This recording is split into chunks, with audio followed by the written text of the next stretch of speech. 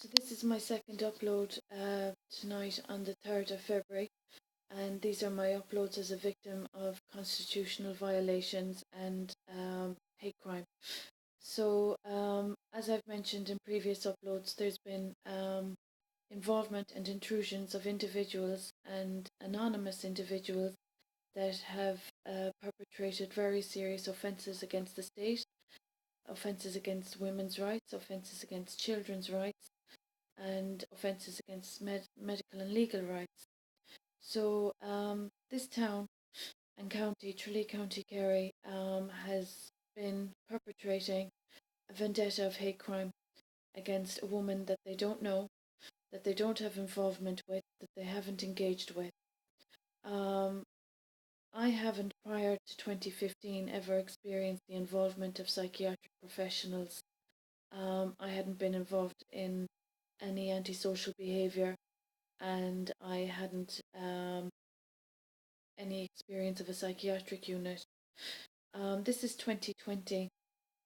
I'm a deserted wife, as I've mentioned, without spousal support, without my legal rights being respected, having suffered from medical negligence and other more serious family matters that have involved more dangerous wrongdoings that have damaged innocent life.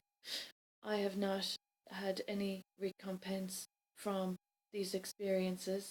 I haven't received any acknowledgement from the Ombudsman, and the guards and the government have not acknowledged the vendetta perpetrated and orchestrated in Tralee County Kerry.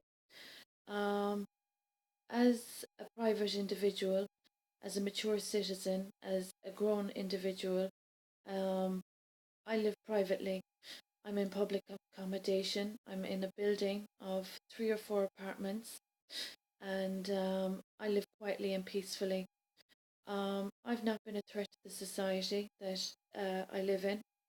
I have not been responsible for any of the accusations that people have falsely claimed about me. Basically, when I gave birth and when I got married to a property owner, my problems began, and very serious problems have been caused for me, and very serious occurrences have happened, and all of these are, as far as I'm concerned, issues for the government to be addressing.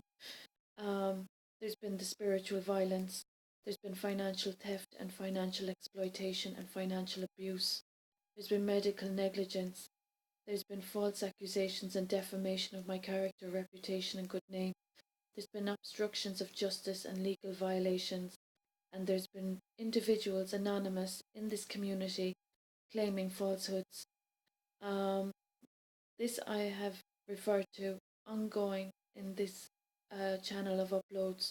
There's been inviolability of my dwellings, and there's been theft of my personal belongings. Victim support groups have been obstructed from assisting me. I've not been provided with advocacy or support or services.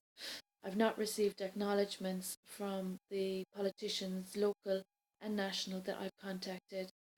Guards have not followed up on the issues that have been of concern as a mother.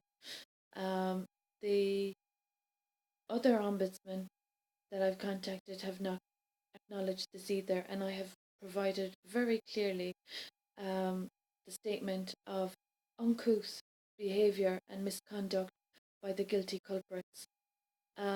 So basically, this idea of abusing people's position with Section 12s and Section 13s for unsubstantiated reasons based on unsubstantiated claims is very dangerous for any woman to be experiencing.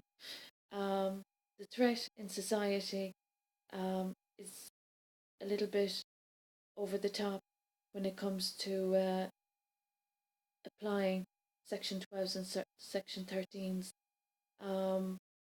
for a person that lives quietly and peacefully, and that is fully competent and capable, and that isn't antisocial or involved in any antisocial or criminal offensive behaviour.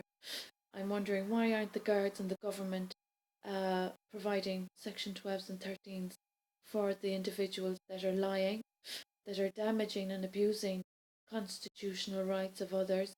And why aren't the mental health issues of those that have damaged innocent life, family life, etc., etc.?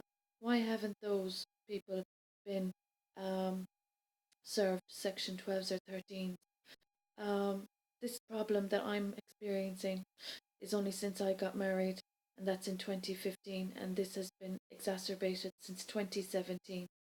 So there's been spiritual assault and violence, and a very serious amount of defamation, character defamation, by people that don't live with me, that don't engage with me, that haven't contacted me, or that I wouldn't have any contact with. And yet the guards have let me here undefended, defenseless, without my legal rights being respected.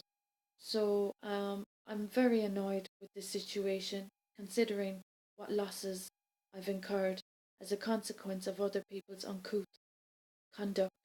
And I'm just wondering what kind of victim support groups, like support the Victim Support Federation, what is their um, objective, and what is their aim or their goal for women in these circumstances that are being victimized and defamed by individuals that don't know how to behave properly and mind their own business and family lives. So, this threat of people making false accusations about me that I am fully aware of, and those people abusing paperwork and forms of with Section 12s and 13 on the top of their headers, I hope are conscientious of what's happened in the past 2 years and where the threat of society is when these kind of wrongdoings are being perpetrated.